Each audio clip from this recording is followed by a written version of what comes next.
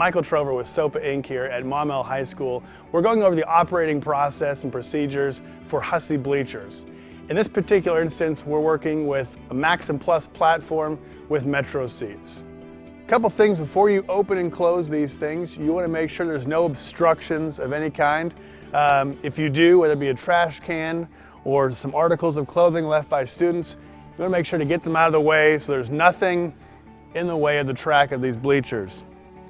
Next thing you want to do is you're going to plug in your pendant. You always want to make sure that when you lift up the skirt, you pull out your support bar so that your skirt rests directly on the support bar.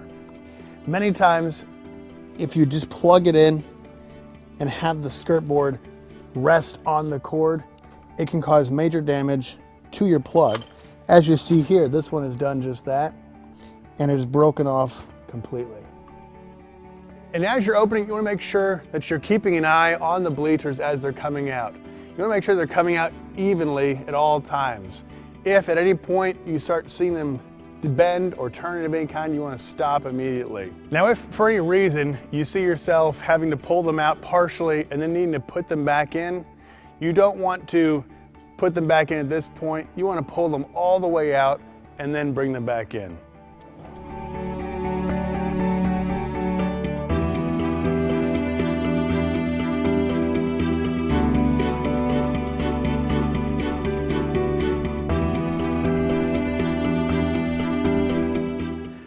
Once you're done, you're going to want to pull your pendant out so as not to accidentally push the button while working on them. Then you're going to want to lower your skirt back down.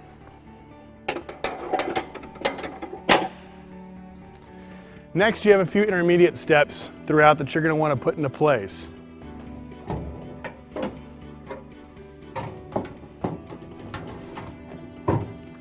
Once you've done that, you have the aisle rails. You're going to want to turn these aisle rails by simply pulling them out of their slot and turning into position.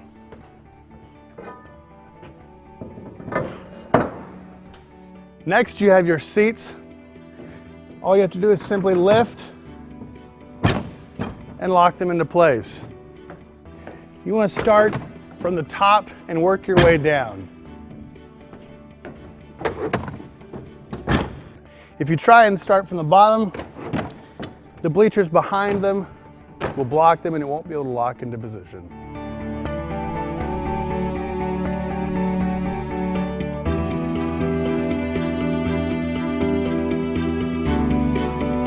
When you're ready to put your bleachers back in the closed position, there's a few things you want to take care of first. First, you want to walk up and down the aisles to make sure there's no major debris that could get in the way during closing. The next thing you want to do is put all your seats back in the down position. Now, you're going to want to start this time from the bottom and work your way up to the top.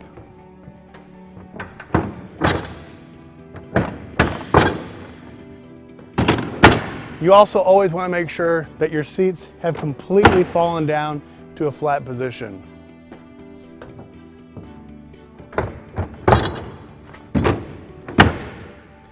Next thing you want to do is put your aisle rails back into the turn position for proper closing.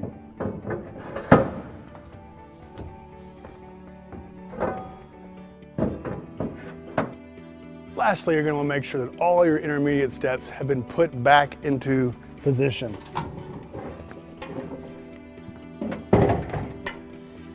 Leaving any of them out could cause major scratching to your floor while putting them back in. As with pulling them out, when you put them back in, you want to watch them as they go back in to make sure they're square and even.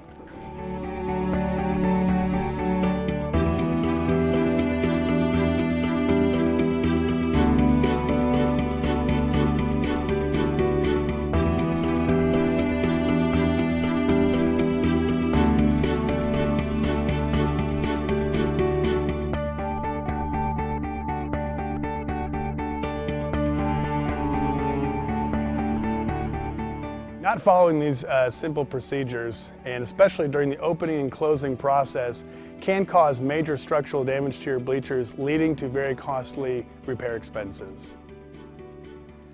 One of the major problems we see going into schools is the lack of consistent and frequent maintenance and care for bleachers. Hussey recommends that you have your bleachers maintenance at least once a year.